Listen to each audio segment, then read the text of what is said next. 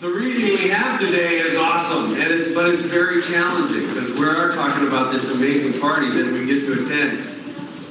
Have you ever been to a movie where it's really good, there's a lot going on, there's a lot of tension, there's all this stuff going on, and then you get to the end of the movie, and then the credits start rolling, but none of the tension has been resolved? Have you ever been to a movie that seems like it ends way too early and the credits start rolling and you're like, whoa, hold on. You gotta be kidding me. No way this movie is over right now. There's way too many unanswered questions. What happens to the guy? And what happens to one thing? And what happens to that one person? Like, hold on. You can't end the movie now. There's way too much unresolved tension. There's got to be more to this story. No way you are ending this movie right now. Have you ever been to one of those movies? It's irritating. I like resolution in my movies. Right? I didn't pay $30 to come to this movie and have a bunch of loose ends and unanswered questions. Like, I want a happy ending. I want the bad guys to get what's coming to them. I want the good guys to get rewarded. I want things to work out. I want the guy and the girl to fall in love and whatever. I want, at the end of the movie, I want to feel good about it. My wife loves Hallmark movies. I don't like them near as much, but I've seen a bunch of them now because she's always watching. And they're all the same. Essentially, it's the same movie every time. Like the guy and the girl get together. And you know what's going to happen. They've even got the same guy in all the movies. I'm like, honey, why do you watch this? It's even the same dude. You know what's going to happen at the end of this movie. You got to be kidding me. There's no mystery here. And she's like, that's why I like them. Because I know how it's going to end. They're going to get together. They're going to get married in a gazebo. That's the way they all end. That's what I want. I like a happy ending. I want it to be tied up in a nice little bow. And I like that in my life too. I like resolution. I'm a go-getter. I'm a problem solver. I like to fix things. I don't like it when there's loose ends. I don't like it when there's unresolved tension. I don't like it when there's a bunch of things that still need attention. I like to bring closure to things. My guess is you're kind of like that too. We share that. I like that in my life. That's part of why, one of the reasons why this gospel message today is so challenging. Because we're left with some tension. If all we had was verses 1 through 10, it would be awesome. It would be awesome. Yay! Everybody's invited to the party. Woo! Yay, God. That's cool. That's happy ending. But then there's verses 11 through 14. And Jesus says, okay, yeah, everybody's invited to the party. But then the king walks in and he finds this one guy. And he says, hey, what's up? How come you're not dressed appropriately? And the guy doesn't say anything. And then the guy gets tied up, bound, his hands and feet bound, doesn't just get kicked out of the party, gets thrown into utter darkness where there's weeping and gnashing of teeth, a very clear reference to hell, a very clear reference to eternal damnation. And am I the only one who reads that story and says, wait, what? A second ago, everybody was invited to the party. Now all of a sudden there's a dress code? And apparently it is very strictly enforced. Apparently there's severe consequences for not showing up to this party dressed correctly. Seems kind of harsh. When I read this story, those last 4 verses are like, wait, what? It's like the end of the movie where I'm like, hold on a second. Is there more?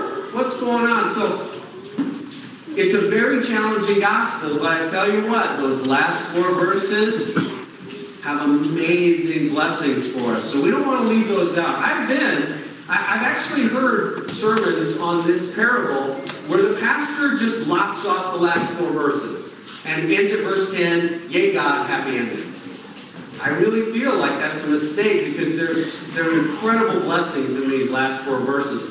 But in order to understand them, we got to understand some context. We got to understand historically what's happening and what's happening in the big biblical story. Jesus has come into town riding on a donkey. He's come into town as a king. If this were a movie, this would be the last half hour. This is when it's getting good. This is when it's getting good. Everything has led up to this moment. Jesus comes riding into town. He's a king.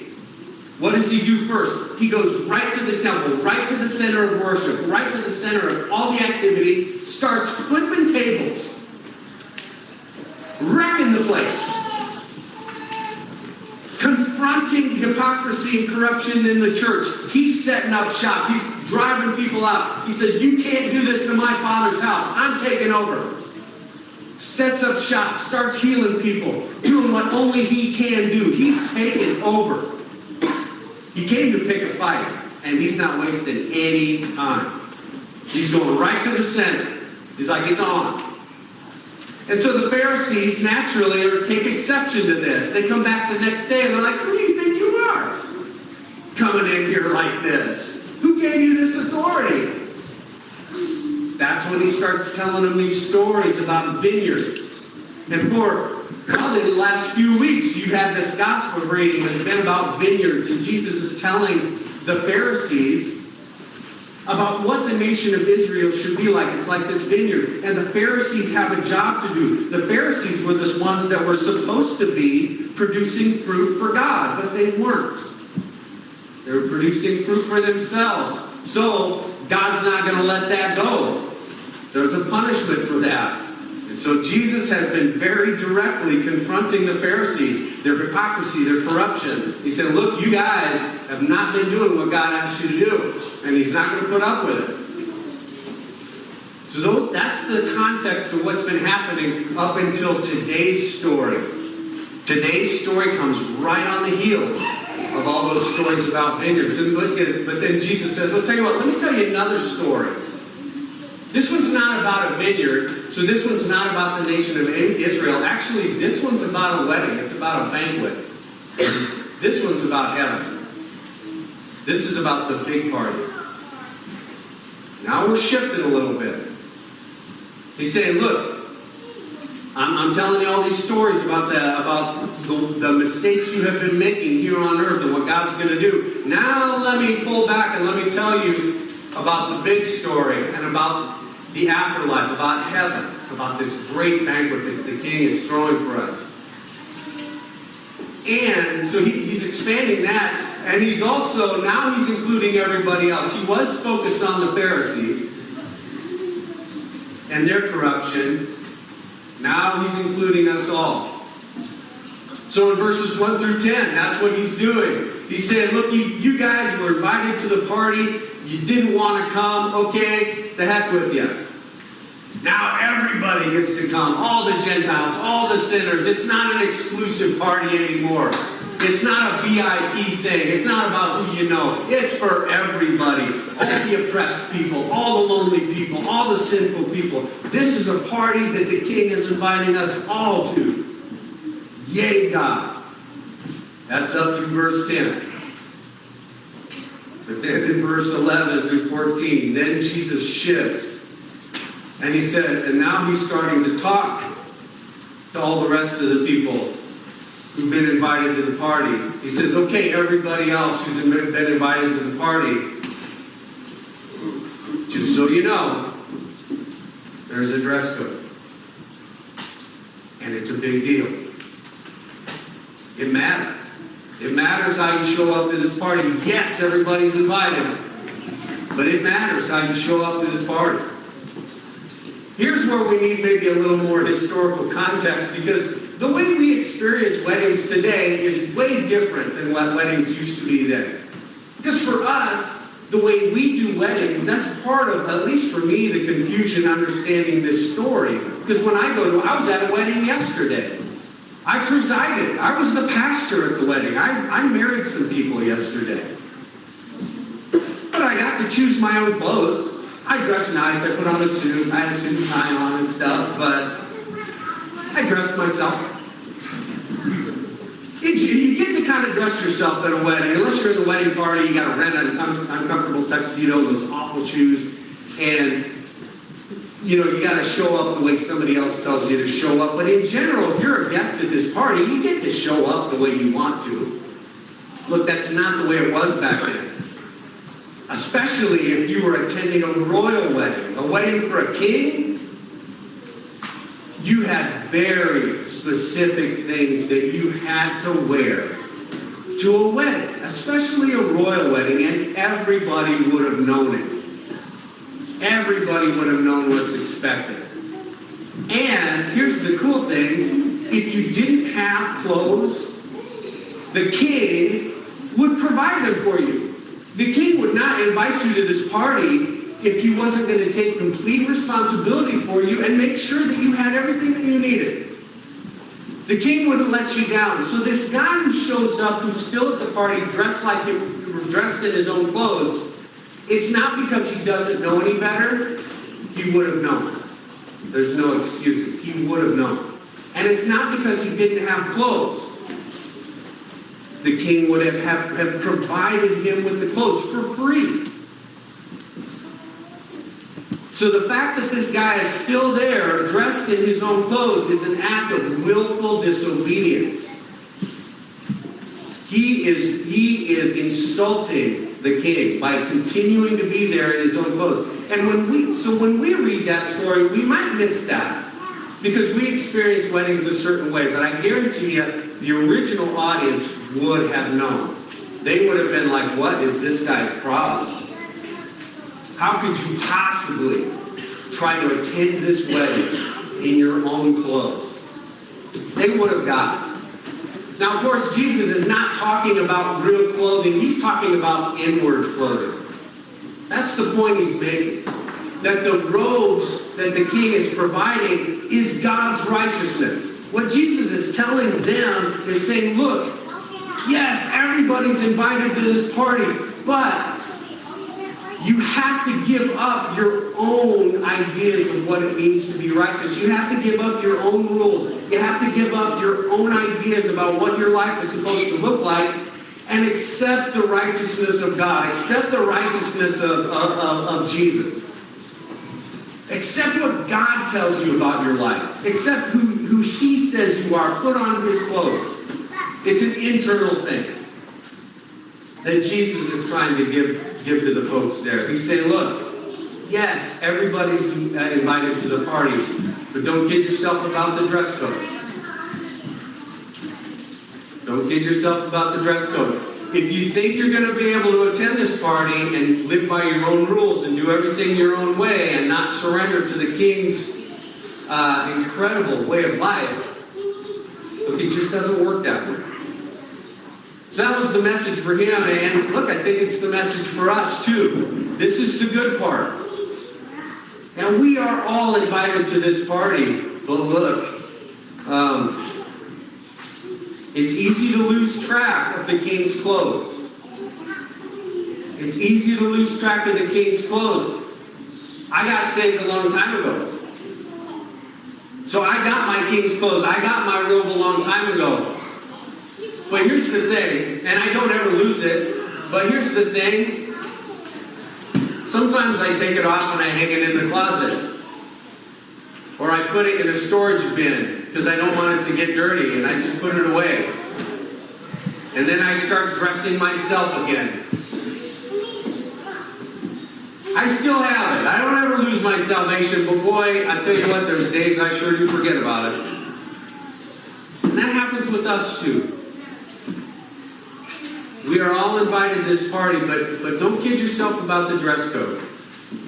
We get to dress the way the king wants us to dress. We get to put on these clothes. And let me tell you, it is a joy. It doesn't cost us anything. These clothes are so much better than our clothes. Our clothes are like filthy rags compared to these clothes, compared to the righteousness that God gives us. Oh my goodness. You've never had an outfit like this. You've never had clothes that fit this well. You've never had clothes that look this good. These are amazing. God's way of life is amazing. But I still want to try to do it my own way some days. And that's when things don't work out. Have you ever had a time, have you ever felt like this frustrated feeling of, man, I'm working so hard. I'm doing everything I need to do. I'm trying to check off all the boxes, but it seems like I'm spinning my wheels. I know what needs to happen. I know the doors I need to try to go through, but they're not opening, at least not in the time that I want them to. And I'm working at this thing, and I'm getting frustrated because things aren't happening the way I need them to. More than likely, those are the times when Kelly is saying, look, man, you got to slow down. You're trying to dress in your own clothes. You're trying to do things your own way. You got your head all full of your own plans, man. You're trying to make this thing happen, and you're trying to follow Kelly's plan. And there's some good things in Kelly's plan, but look, you need to slow down, man. Because I've got a different plan for you. I can feel it. I can feel God tapping me on the shoulder sometimes and say, hey, man. Hey, Kelly. Hey, come on, man. Hey. What? God, I'm busy, okay? I got all the stuff I'm trying to do. I'm a very important guy. I got all the stuff I'm doing. Kelly, hey. God, don't you understand? I got to try to get through these doors. I got to pick the locker. I got to finagle. I got to beat it down. I got to kick this door down. I got to make stuff happen. Kelly, hey. Okay, what? Kelly, buddy, I've got wide open doors right over here. They're not the doors you're trying to break into, but look, I've got wide open doors right over here. I've got some things I want you to pay attention to. Trust me. Stop trying to dress yourself. Stop trying to do things your own way. Trust me. I got some great things going on for you in here. I'm preparing you. Because can I be honest with you? You're not ready for that stuff yet. If I unloaded these blessings on you right now, you'd screw it up. It's not time yet. That's good stuff. That's all good stuff. I need you to trust me. Put on my clothes. Listen to me. Go where I lead you. It's going to work out a whole lot better.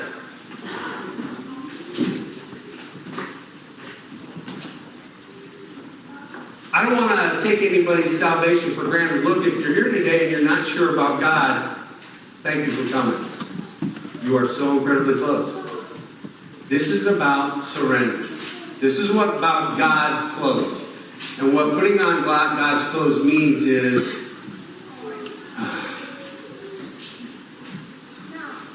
you say, God,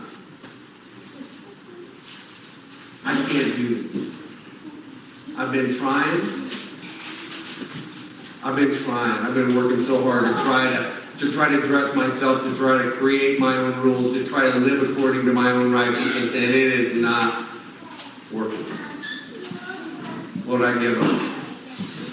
I confess, I'm a sinner. I cannot wash myself clean. I am incapable of doing that. I'm a sinner. On my best day, I'm a sinner. Lord, I need you. I need you. I know you sent your son to die for me, and when he did that, my sins were erased.